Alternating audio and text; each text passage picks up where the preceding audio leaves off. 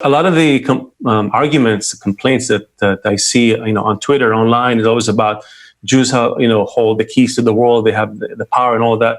And in some respects, I look at myself. I don't have the keys to anything. Barely the keys to my home. But in other respects, you look at every news outlet owned by a Jewish person, every network, every this, every that. It seems like Jews do have the ability to create a media-driven influence. At the very least, I work in advertising. I know how it is. You can make people buy stuff they don't need and believe things and admire values that are actually going against their well-being, right?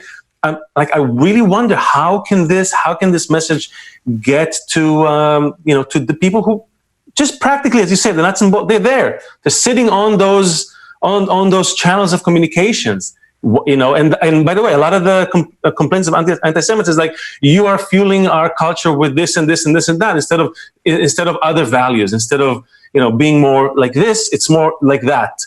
So it sounds in a way very simplistic. Suddenly, all of a sudden, like we're given the keys to the castle. Now, what are we doing with it?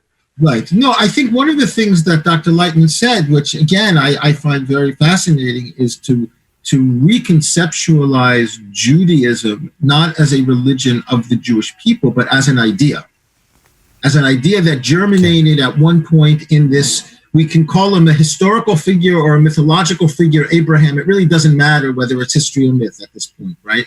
That there was an idea that somehow came into existence and that was promulgated by groups of people that then ended up becoming part of the Israelite nation, and then also filtered into Christianity as an offshoot of that, and Islam as an offshoot. Islam, yeah. Right. So that in a sense, the whole idea is spread around most of the Western world.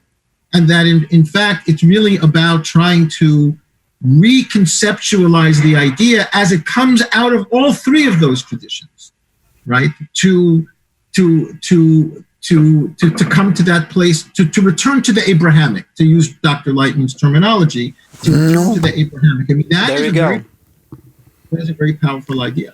I really hope that this will be your next book, and a few good articles that will go to the media, and I wish you all the best in that. And in general, if you want to talk more, I'll be very happy. It's with a pleasure and an honor to meet you. Seriously, I mean that seriously.